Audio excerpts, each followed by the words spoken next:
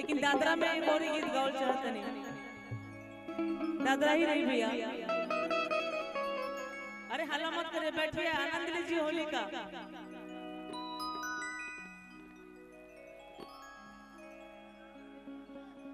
Hello, इनको इनको इनको साइड कर दीजिए, साइड कर दीजिए इनको।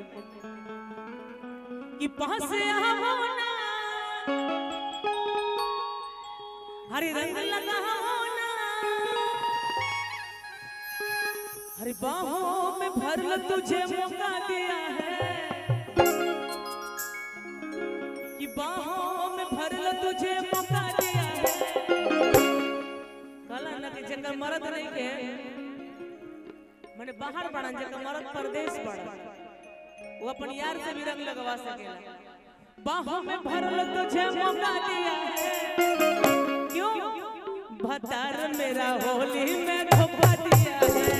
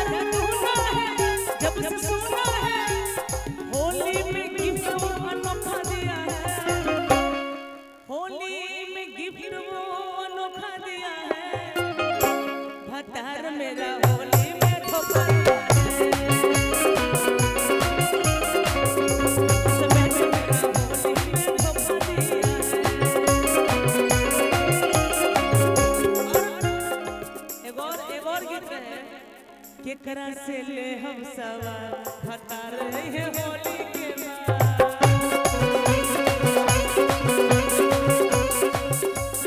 देवरा टपाटे बहो कैसे रहब फगुआ, देवरा टपाटे बहो कैसे रहब फगुआ, पल पल सतावे लया भतार है होली के बाद।